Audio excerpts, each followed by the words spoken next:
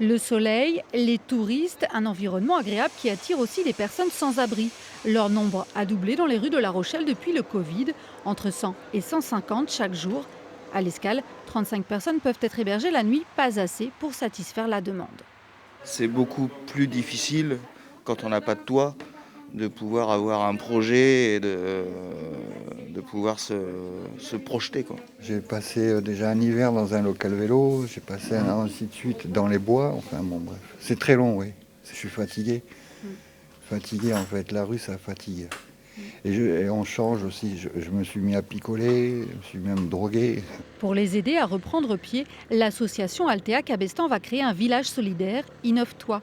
Les travaux de terrassement viennent de débuter à Étré pour installer 16 mobil-homes.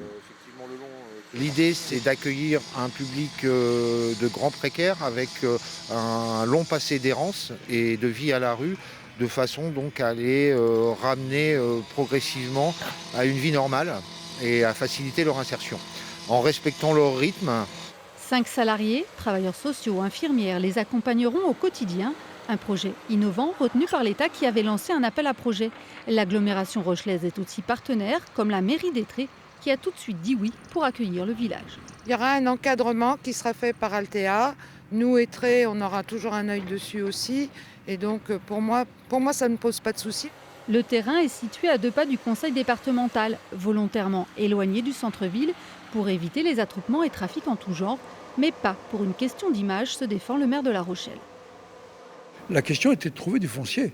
Parce que quand vous êtes confronté à cette situation et qu'il y a des mobil-homes installés, vous ne pouvez pas les coller les uns sur les autres, il faut un peu de distance, il faut réaliser des réseaux, un peu de voirie. Et c'est ce qu'on a fait. Et c'était le premier espace disponible à proximité de la ville. 5 studios en ville seront aussi mis à disposition pour faciliter la réinsertion des sans-abri. Les premiers résidents sont attendus mi-décembre.